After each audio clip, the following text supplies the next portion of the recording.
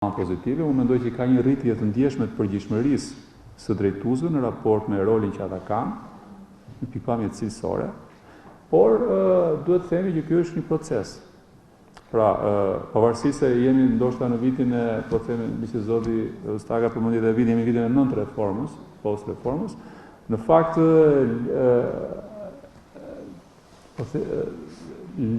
ligji në mënyrën se si zbatohet në të tëra dimensionet e veta, do kone vetë që t'japi, po themi, efikasitet edhe brenda organizimit të prokurorisë.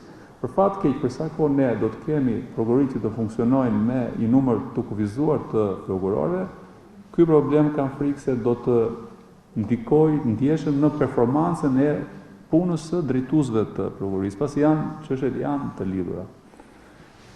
Për sa i përket pjesës që ju ngritët pyetjes në lidhje me ankesat e qytetarëve. Po, është e vërtet, janë 414 ankesa të qytetarëve. Në prokurorinë e përgjithshme ne kemi ngritur sektorin e monitorimit, i cili merret specifikisht me ankesat e qytetarëve, i inkuadruar brenda drejtorisë koordinimit institucional. Kjo për t'i dhënë një rëndësi maksimale asaj që vjen nga shqetësimi nga qytetarët. Dhe pse kjo? Sot, për shkak të mënyrës së organizimit, është shumë e vështirë që ne të marrim në kohë reale sinjale nga prokuroritë e rrethave gjyqësore për problematikat që ndeshen, qoftë në jetim, po qoftë edhe në mënyrën se si trajtojnë qytetarët. Kështu që këto janë një instrument i rëndësishëm që ne e përdorim për të reaguar në kohë ndaj atyre që janë dhe problematikat kryesore. Dhe ato që ne vëmë re, kryesisht lidhen me çështjet zvarritjes së hetimeve, si dhe me problemin e kthimit të përgjigjeve dhe dhënies informacionit qytetarëve për çështjet që ata kanë interes.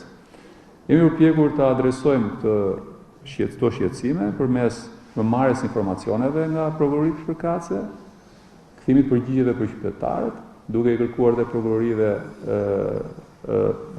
marrjen e masave në drejtim të kthimit informacionit, ashtu si kur kemi vërejtur që ka probleme të natyrës më të gjerë, kemi nxjerrë edhe qarkore për të adresuar disa nga çështjet ku mund t'ju them që lidhen me zvarritjen e hetimeve apo që lidhen edhe me parashkrimin.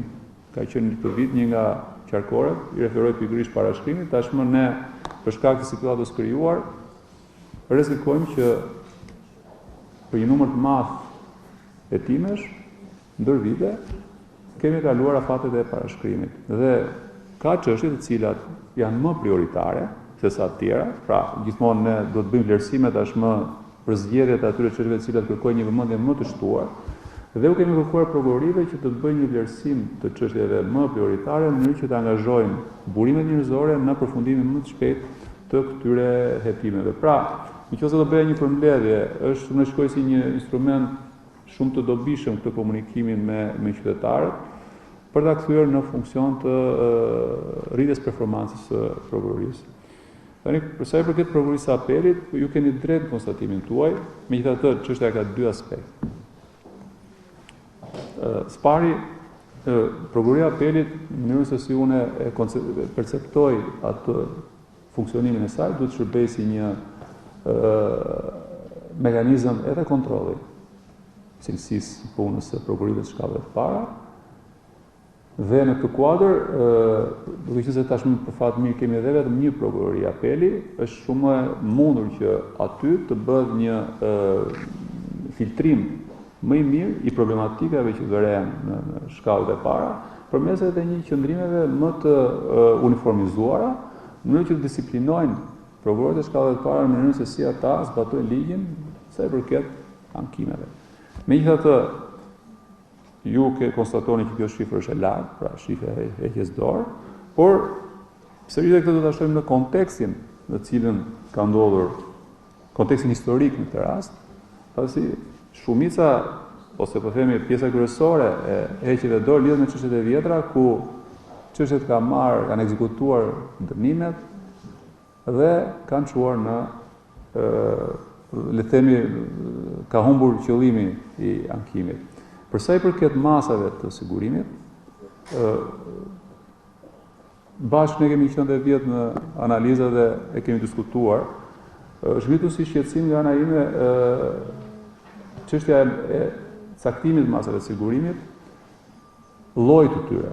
Ka një aplikim të ulët të masave të sigurimit përveç asaj të arrestit në burg.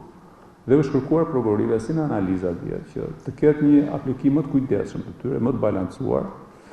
Për këtë qëllim nxorëm dhe një udhëzim të përgjithshëm në muajin korrik, ku kërkohet sërish prokurorive që në mënyrën se si vlerësojnë caktimin e masave të sigurimit, kërkesa për caktim masa sigurimi, të tregohet një kujdes i shtuar dhe të jetë fokusi në aplikimin e masave alternative ndaj asaj të arrestit në burg. Mo do të them që nga prokuroritë e shkallëve të para nuk e kam gjetur këtë reflektim. Pra, sërish niveli i caktimit masës së sigurimit e arrestit në burg është në gjitha nivelin në mos më lartë se ai i vitit më parë. Kështu që vlerësoj që veprimtaria e prokurorisë apelit sa i përket caktimit masave sigurimit ndoshta reflekton në një mënyrë të ndjeshme edhe atë që ka qenë qëndrimi i prokurorit përgjithshëm sa i përket masave të sigurimit. Nuk e lash diçka pa përgjigjur apo jam